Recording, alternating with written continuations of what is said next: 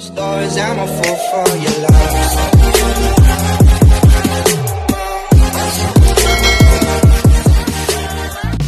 Good day mga ka-sports natin dyan. Angel Canino muli na naman nasita ng mga netizen pagkatapos ngang matalo sila sa game kontra sa NU Bulldogs, kung saan ito ngang si Angel Canino ay pinutakti na naman sapagkat nga ayon nga kay Angel, ang kanyang gustong tularan ay ang kanyang Alyssa Valdez na idol at gusto niya raw someday maging Alyssa Valdez rin. Ngunit sa kabilang banda ay tila ba malayo raw ang aurahan ng Angel Canino kay Alyssa Valdez. Bagamat magaling naman si Angel Canino at marami nang napatunayan, hindi lang sa Pilipinas, sa UAAP nagkaroon siya ng maraming award, maging sa international ay nasungkit niya na ang kanyang best opposite hitter na awards. Ngunit sa kabilang banda ng kasikatan ni Angel Canino ay talagang pumutok na naman ang balita tungkol nga sa kanyang naging attitude. Pagkatapos kasi ng laban nila kontra sa NU Bulldogs ay tila ba hindi nagustuhan ng mga netizen itong si Angel Canino. Bakit nangyari ito? Sapagkat nga ng awarding ceremony na kitang-kita sa aurahan sa mukha ng ating magaling na outside spiker na si Angel Canino na tila ba iba ang kanyang muka.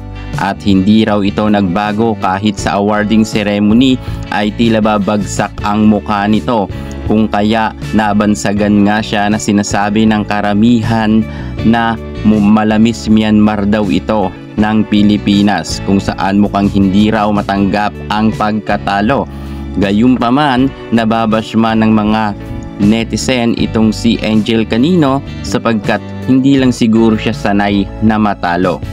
Alam naman kasi natin na itong si Angel Canino ay madalas nga napapagtagumpayan niya ang kanyang mga laban. Kahit sa international ay nagkaroon na nga siya ng podium finish at dito sa UAAP, at kahit nga dito sa nasabi nating laban nila kontra naman sa NU Bulldogs ay napatiklop naman sila. Kung noon ay sa UAAP ay kayang-kaya nilang pataubin ang kupunan nga ni Belen, pero ngayon mukhang nabaliktad na. Sila nga ngayon ang tumaob matapos mag-champion ang NU Bulldogs sa pangunguna nga ng magaling na coach na si Sherwin Meneses. Ngunit ito naman team ni Angel Canino ay tila ba nalampaso nga sa game. At kitang-kita nga natin na si Angel Canino ay gustong-gusto niya manalo.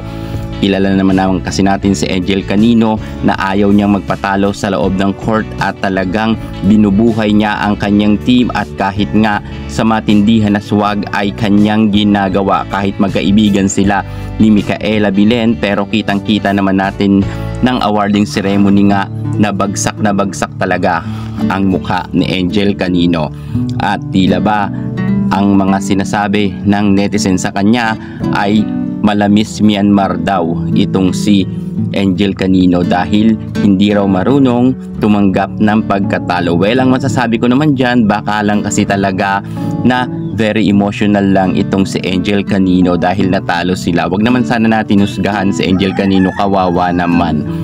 Alam natin na babawi naman yan sa UAAP, kaya abangan na lang natin muli ang kanilang salpukan ni Micaela Belen. Ang masasabi ko na lang ay bawi-bawi na lang Angel Canino. Para maging Alyssa Valdez ka, kinakailangan talaga na ipakita mo na accept mo kung manalo ka man or matalo. Yan muna pinaka-latest natin sa mundo ng volleyball. Thank you so much. God bless.